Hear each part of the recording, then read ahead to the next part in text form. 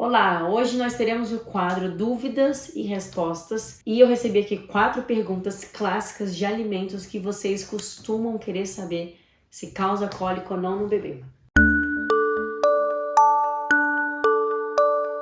Então a primeira pergunta da mãe foi: pipoca causa cólica no bebê? Pipoca. Pipoca é derivada do milho, né? A gente estoura o milho para conseguir fazer a pipoca. E o milho em si, ele não tem relação com a cólica do bebê. É muito comum o milho piorar o refluxo, mas a cólica não. Porém, a gente precisa de algumas condições para esse milho ser saudável para a mãe e para o bebê consequentemente. Lembrando, o bebê que é amamentado, no caso, né? Que tem relação, ele vai receber através do leite materno aquilo que a mãe também consome, aqueles nutrientes que a mãe tem. Então é importante que esse milho seja de qualidade. E aí a gente vai então aqui aprender quais são esses os fatores, né, pra gente avaliar. O milho orgânico e não transgênico são as duas características principais para um milho ser de maior qualidade e, no caso, também apresentar menor reação no sentido aí das cólicas do bebê. Por quê? Porque um milho com essas características, orgânico e não transgênico, é um milho que tende a ser mais puro, um milho que vem de uma produção agrícola mais controlada. O milho tradicional, muitas vezes, ele tem um plantio muito próximo com a soja. E esse tipo de contaminação acaba desencadeando, piora, né, na reação da cólica do bebê. Porque a soja tem uma relação, sim, forte com a cólica, diferente do milho. Mas o milho de plantação tradicional, ele sim tem essa possível contaminação. Então é comum, acompanho muitas mães dentro do protocolo do bebê sem cólicas, e lá a gente observa que as mães que consomem o milho tradicional, por vezes, tendem a apresentar reação, mas por essa contaminação com a soja. Se você quer consumir, além do milho, né, o cuscuz de milho, ou então o fubá de milho, para fazer as suas receitas, você pode. E a pipoca também está permitida. A gente consegue encontrar no mercado o grão de milho orgânico e não transgênico para fazer a pipoca. O cuidado que a gente vai ter é como estourar esse milho. Então a gente vai usar uma gordura saudável, seja o azeite, o óleo de coco, a manteiga de coco. A gente vai estourar esse milho, ou pode estourar numa versão, né, um aparelho elétrico que estoure sem gordura nenhuma. E ao finalizar a pipoca pronta, você pode salgar com sal, você pode colocar as mesmas gorduras, o azeite, a manteiga de coco, você pode colocar o óleo de coco, aquela versão em spray, por exemplo, que espalha bem. Você pode colocar o sal, que é o tradicional, mas você pode colocar, por exemplo, leite de coco em pó, que seja puro, que não contenha lactose, né? Sempre leia os rótulos, mas que esse leite de coco, junto, por exemplo, com a manteiga de coco, com óleo de coco, ela vai trazer uma característica ou um agridoce, né, a mistura do doce com salgado, ou óleo de coco com leite de coco, que dá uma versão, um sabor mais doce, fica a seu critério. O importante é usar os ingredientes de qualidade e controlados para que não sejam algum com soja, ou com lactose, ou com leite, para que também a gente consiga consumir com segurança para não dar cólica no bebê. Além de falar da qualidade controlada em relação ao milho e à pipoca, é importantíssimo que vocês saibam, quem é do meu protocolo do bebê sem cólicas já sabe disso, que a quantidade também importa quando a gente quer controlar as cólicas do bebê. E na pipoca muitas vezes isso acontece, né? É comum a gente pegar um balde de pipoca cheio e querer sentar ali, ver um filme, descansar, comer uma grande quantidade. Assim como outros alimentos que são liberados, por exemplo, uva. Uva a gente pode consumir, não dá cólica no bebê. Mas se eu consumir uma caixa de uva, 600 gramas de uva, é muita uva. Há chances do bebê ter cólica pelo consumo excessivo do açúcar que tem ali na própria uva, que é a frutose, e que naturalmente vai aumentar a minha formação de gases e que isso vai, em contrapartida, também levar a maior formação de gases pelo bebê. Na pipoca não é diferente, o milho é permitido, a pipoca é permitida, mas a quantidade é importante. Eu recomendo de 1 a 2 colheres de sopa do milho para estourar e fazer a pipoca. Assim você fica por dentro de todos os detalhes para que a pipoca seja um alimento seguro para você consumir aí no pós-parto. Agora, é claro, lembre-se, é importante saber que tem bebês que não vão reagir a nada, independente do que a mãe consome, e aqueles que, mesmo você controlando todas essas etapas da pipoca e do milho, pode ser que o bebê ainda assim apresente um desconforto. Então a gente sempre vai estar em alerta, observando o bebê para ter certeza que aquele alimento fez bem para ele. Segunda pergunta de vocês: suco natural de laranja causa cólica no bebê? A laranja, por ser uma fruta cítrica, já costuma ter uma possível relação com a cólica do bebê. Por que eu falo que costuma ter possível relação. Porque não é que todo bebê vai ter a cólica quando a mãe consome suco de laranja ou a própria laranja.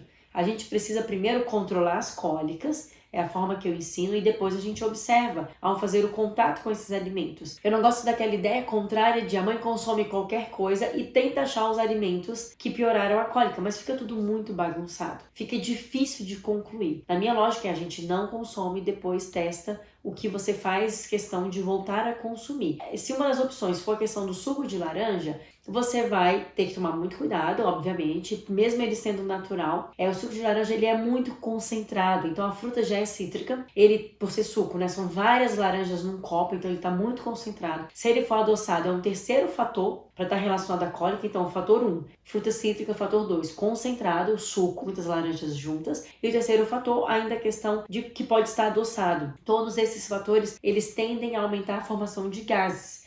Um adulto não perceberia isso, mas um bebê imaturo, que mama várias vezes ao dia, a gente come 4, 5 vezes ao dia, o bebê ele mama de 8, 10 vezes ao dia, então ele toda hora está com aquele alimento sendo digerido e toda hora ele vai produzir gases porque é fisiológica a produção de gases. Só que alimentos que aumentam a produção de gases para esse bebê pequenininho, mais sensível, que até mesmo às vezes tem dificuldade em eliminar os gases, pode ser determinante para começar a desencadear ou agravar as cólicas já instaladas nesse bebê. E por isso, então, eu não recomendo inicialmente o suco, na verdade, de nenhuma fruta. E as frutas cítricas, eu também peço que as mães inicialmente não consumam, para depois a gente conseguir observar isso com segurança. Além do suco, que já é uma versão natural, mas que cabe a gente ter bastante cautela, uma pergunta clássica é: refrigerante causa cólica no bebê? Então vamos lembrar qual é a composição do refrigerante. Água gaseificada. Um bebê que já está em crise de cólica, eu não recomendo a mãe consumir água gaseificada.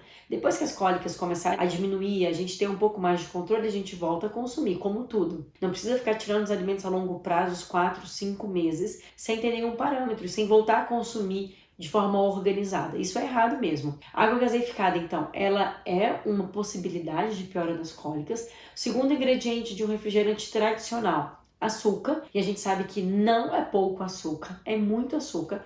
O açúcar também participa da formação de gases, ele vai fermentar. A gente sabe que, por exemplo, na receita de um pão, mesmo um pão salgado, o que a gente põe ali para o fermento surtir o efeito e crescer a massa? A gente põe açúcar. Açúcar fermenta, então participa dessa formação de gases. Eu consumo, enquanto mãe que amamenta, eu consumo uma bebida que tem maior quantidade de açúcar, naturalmente eu vou potencializar até mesmo as minhas formações de gases. Extrato de noz de cola, cafeína. A cafeína ela é um irritante de mucosa gástrica e mucosa intestinal. Ela mexe no peristaltismo do intestino. Então, o bebê que já está com gases acumulado, quando você mexe nesse peristaltismo do intestino, você pode favorecer que ele sinta mais dor, mais incômodo com os gases formados. Além de corante, acidulante, aromas que tendem a ser todos eles extremamente artificiais e que mudam a microbiota. A gente sabe que a microbiota de um adulto, assim como a de um bebê, quando em desequilíbrio, está em disbiose. É comprovado que o bebê que tem cólica, ele está em disbiose. Ele tem uma microbiota alterada. E é por isso que suplementar bactérias probióticas, isso quer dizer bactérias benéficas, o bebê tende a melhorar do quadro de cólicas. Então, obviamente, o refrigerante não é um alimento seguro e nem indicado para o pós-parto. E por último, uma mãe me pergunta: tomar adoçante no suco aumenta a cólica do bebê? O suco, inicialmente, já sabem que eu não recomendo.